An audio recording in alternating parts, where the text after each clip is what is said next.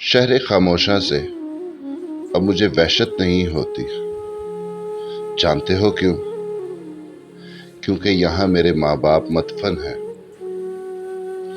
عرصہ ہوا باپ سے پیسے مانگے ہوئے. عرصہ ہوا باپ سے ڈانٹ کھائے ہوئے. اچھے دنوں میں فضول خواہشات کا تب احساس ہوتا ہے جب سر پر ماں باپ نہ ہو. اس دور میں موبائل نہیں تھا. وہ دور بڑا ہی سادہ تھا. میں گھر جب آتا چاہے کتنی ہی دیر کیوں نہ ہو جاتی، ماں نیند سے بیدار ہوتی اور باپ کے کھانسنے سے پتہ لگتا کہ شب بھر وہ بھی نیند سے بیگانہ رہا. ہائے، چیزیں اب جا کے سمجھ آئیں جب خود باپ بن گیا. ایک دور تھا شور و غل کا. یہ 90s کا دور تھا جب ہر نوجوان کی خواہش ہوا کرتی تھی کہ وہ کوئی گلوکار بنے، کوئی پاپ سنگر، کوئی کرکٹر، کوئی ماڈل، اداکار بنے. اس ٹائم سوشل میڈیا نہیں تھا، نہ ہی کوئی سوشل میڈیا کا اس ٹائم کو نام و نشان تھا. یہ نہیں کہ ماں باپ کی نافرمان اولاد تھے ہم، ایسا نہیں ہے. مگر جتنا ان کا حق تھا وہ شاید ادا نہ کر سکے.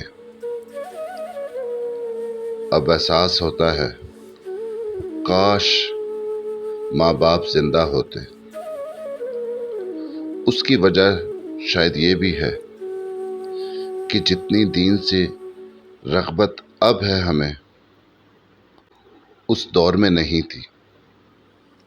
میں آپ سب کو یہی پیغام دینے کے لیے یہ ویڈیو ریکارڈ کروا رہا ہوں. جن کے والدین موجود ہیں وہ دنیا کے خوش نصیب لوگ ہیں.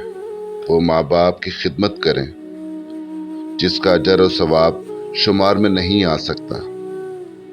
حضور صلی اللہ علیہ وآلہ وسلم کی حدیث بھی ہے نا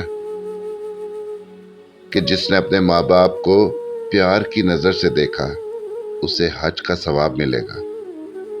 اور جس کے ماں باپ دنیا سے چلے گئے ہیں، خدا کے لیے اپنے ماں باپ کی قبروں پر جایا کریں. یہ وہ دریا ہے جو تہہ زمین جا کر بھی خشک نہیں ہوتا.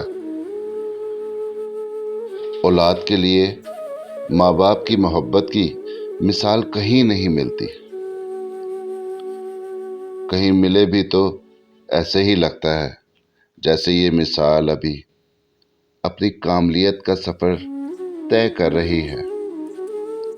دوستو، یہی میرا پیغام تھا. میں یہ نہیں کہوں گا کہ آپ کو میری ویڈیو پسند آئی کہ نہیں آئی.